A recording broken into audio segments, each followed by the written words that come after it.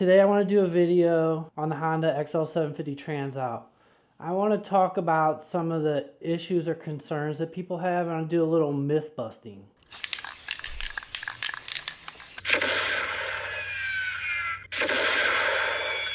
Alright, one of the bigger myths on the Honda Transalp is the exhaust sucks and you need to replace it, but that's not true.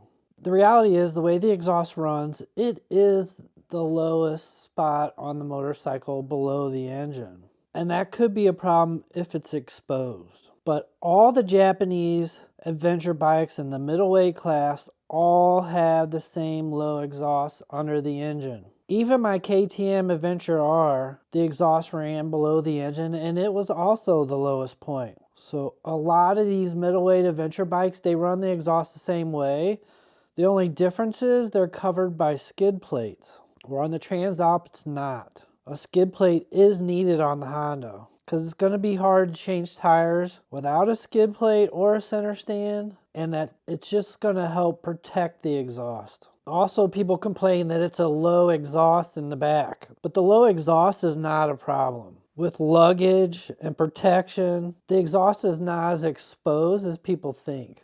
It's also better for the luggage. The luggage is not sitting on an exhaust. And one of the benefits to the low exhaust is the exhaust is not as hot as almost all the other adventure bikes on the market. Because it's lower and the catalytic converter is not up right under the rider's legs, you don't feel any heat from the exhaust on this bike. I have scars on my legs from hot exhaust coming off my KTM just riding down the highway. And if you get a skid plate, it's just like all the other motorcycles in the market. The exhaust does not need to be replaced, and it is ideal for the rider that Honda is targeting. Another huge myth about the Transalp 750 is traction control. The myth is that the traction control needs to be turned off every time the engine stalls, and that's not true. The reality is the traction control on the Honda resets every time the key is turned off, but not every time the engine stalls.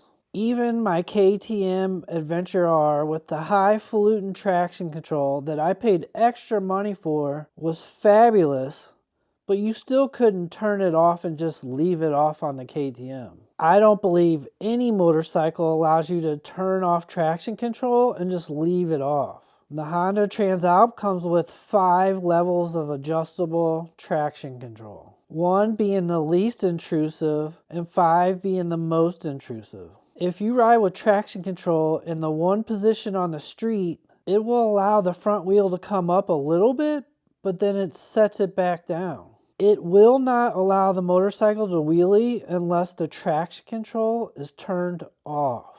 Now off-road, with the traction control set to position 1, it just allows the wheel to get grip without spinning up wildly at first. The only reason to turn off traction control on the street is to do wheelies. And the only reason to turn it off traction control in the dirt is to go through thick stuff. Having traction control in the first setting at the least intrusive, whether on the street or in dirt, is not a problem to ride with, even as an experienced rider. Okay, another myth is the ABS. The myth is with the ABS has to be turned off every time the engine stops, and that's not true either. The reality is the ABS resets every time the key is turned off. This is normal. And this is the same on all adventure bikes. I think a lot of people are not used to having ABS or traction control. They think they need to turn it off all the time. These are benefits and features that make the motorcycle easier to ride. ABS to the front wheel only is fabulous when riding off-road. You can grab a whole bunch of front brake and you will not drop the bike from losing the front end.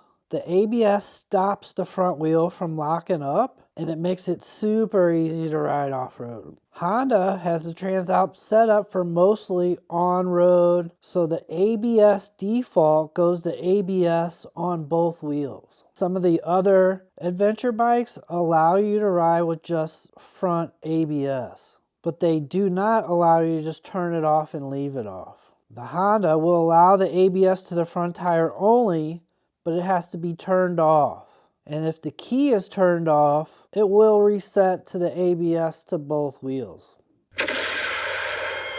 Another huge myth about the Transalp 750 is the suspension. People say the suspension is no good and it needs to be replaced immediately or upgraded immediately, and that's just not true. The reality is this bike's set up mostly for roads, fire roads, gravel roads, service roads, right? So the suspension is set up for that. The suspension is not set up for hard enduro. If the suspension was too stiff for the road, people would complain they're feeling every single crack and every bump, and they would complain even more than they do now. The suspension is soft in the first initial part of the stroke, but for me, as you get higher in the stroke, it gets stiffer. And I'm 165 pounds, but I'm not blowing through the stroke. The suspension is more of a typical Japanese suspension, which is kind of soft, but that's good enough for its intended use and traveling around. A heavier person might get it resprung, but it's like all Japanese suspensions. It's good enough for most people and doesn't need replaced immediately. The big myth is the air filter placement makes maintenance difficult on the Honda, and that's just not true. The reality is the air filter's under the tank and it's hard to get to and it's not easy to replace. But Honda recommends replacing the air filter every 8,000 miles.